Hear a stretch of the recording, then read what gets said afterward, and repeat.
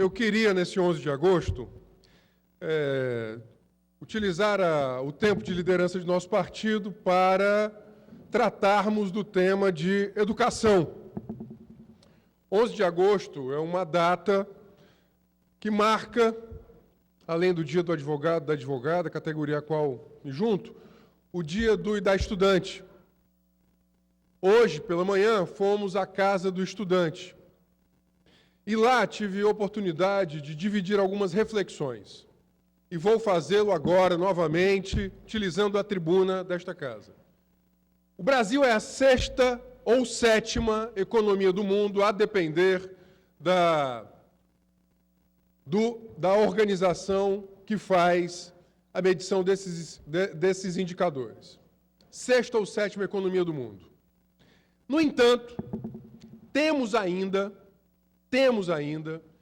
mesmo alargando o acesso à educação básica, os piores indicadores entre os países analisados por programas internacionais.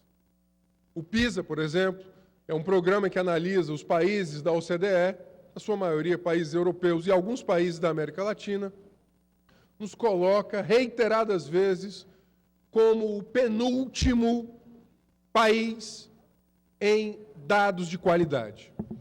Educação para nós, não para nós, é o que a Constituição diz, é o que os tratados internacionais de direitos humanos dizem, o direito humano à educação, é acesso universal, condições de permanência e acesso à qualidade. Eu vou repetir. Condições de acesso, condições de permanência e qualidade. Indiscutivelmente, no Brasil, há uma unanimidade com relação à defasagem educacional do país. Vejamos, durante as primeiras décadas, até durante a primeira metade do século XX, a educação pública, ela era pequena, para poucos, e atendia uma determinada parcela da população, uma elite econômica. A segunda metade do século XX vê a expansão da rede pública e, por outro lado, o fortalecimento da rede privada. Chegamos nos anos 90, em especial com a constitucionalização do direito à educação em 88, e logo a sequência com a edição da LDB, com os movimentos de educação, com a maior participação dos municípios na educação, permitindo a ampliação do acesso à matrícula. Quantas vezes não se falou que atingimos 96%, 97%, 98% das crianças matriculadas? Repito, matriculadas. É necessário pensar que a contagem de 98% das crianças de 6 a 14 matriculadas no censo escolar, realizado comumente no mês de março, não quer dizer criança que termine o ano letivo. Portanto, nós ainda estamos com problemas de acesso. E os nossos problemas de acesso hoje ainda são muito maiores em alguns níveis de educação.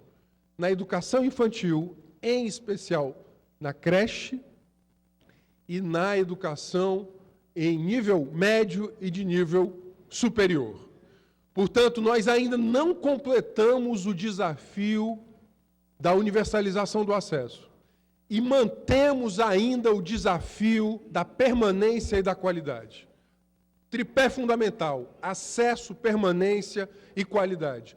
Mas isso não será conquistado se nós não superarmos a marca dos 5% do PIB para a educação.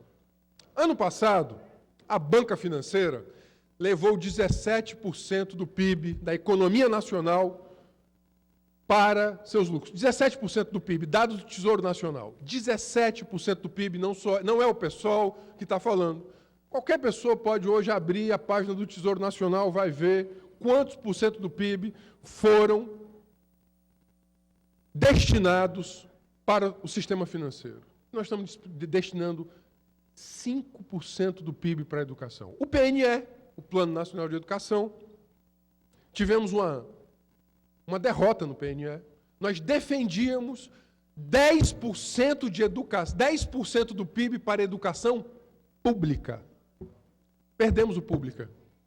Mesmo assim, aprovada a meta de, ao final do decênio, o plano de educação é decenal, ao final desses 10 anos, chegarmos a 10% do PIB para a educação. Perdemos porque nós queríamos 10% para a educação pública. E hoje nos encontramos numa situação de crise.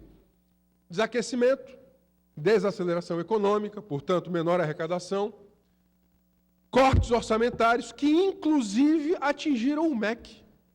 O Ministério da Educação teve um corte violento, não percentualmente tanto quanto foi o Ministério das Cidades, por exemplo, que recebeu 50% de corte, ou ministérios menores, mas um corte da ordem de 60 bilhões. Gigantesco esse corte, para a educação nacional.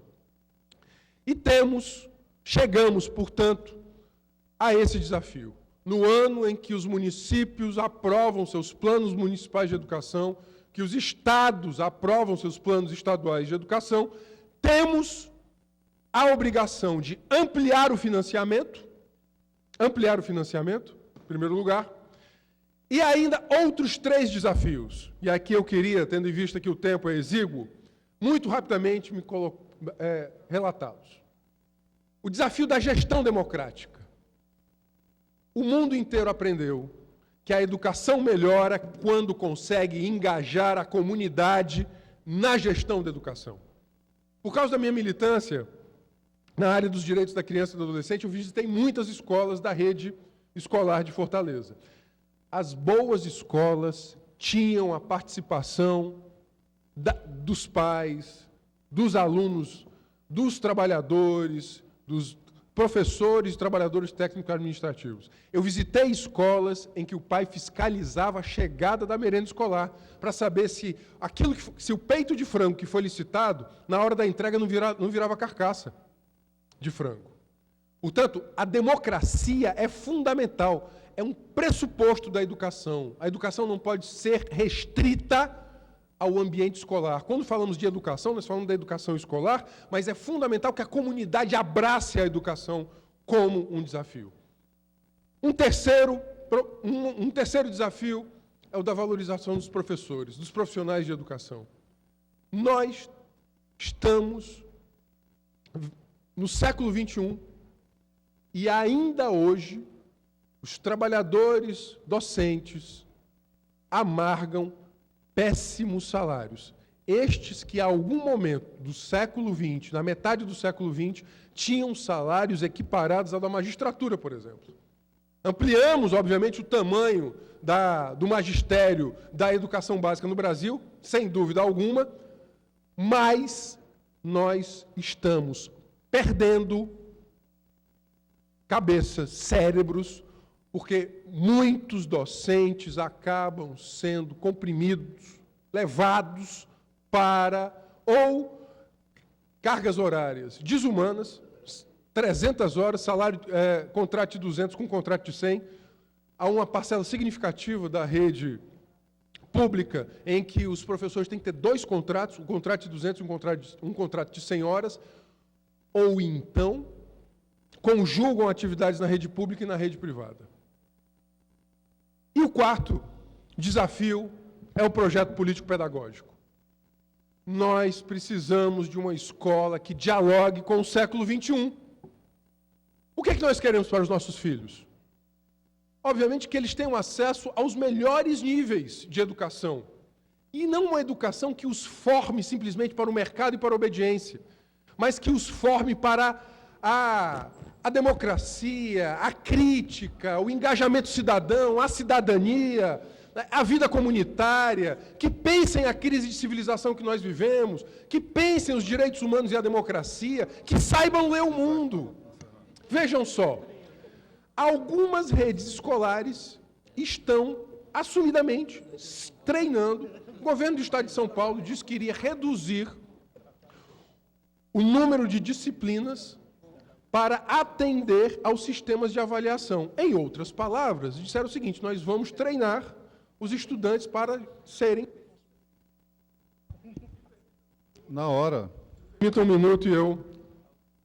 Pode prosseguir. O governo do Estado de São Paulo anuncia há pouco que vai reduzir o número de disciplinas, sobretudo para atender aos sistemas de avaliação. Portanto, um processo que não é de avaliação, é de condicionamento dos estudantes para que sejam bem-sucedidos exclusivamente no Enem ou no IDEB. Eu pergunto, e na vida? E na vida? Numa vida que tem que ser solidária, comunitária, engajada, diversa, plural. Nós estamos numa crise de civilização, nós precisamos de seres humanos, e é a educação que forma esses seres humanos, para essa vida plural, diversa, para a cidadania, o exercício dos direitos humanos e da democracia. Nós estamos vivendo aí uma crise ambiental planetária. A escola é fundamental para alertar sobre essa crise ambiental planetária. Portanto, a escola pública que nós temos que ter, ela tem que estar vinculada aos desafios do século XXI. Portanto, o tempo é exíguo e eu agradeço a generosidade da presidência, deputado Ivo. E finalizo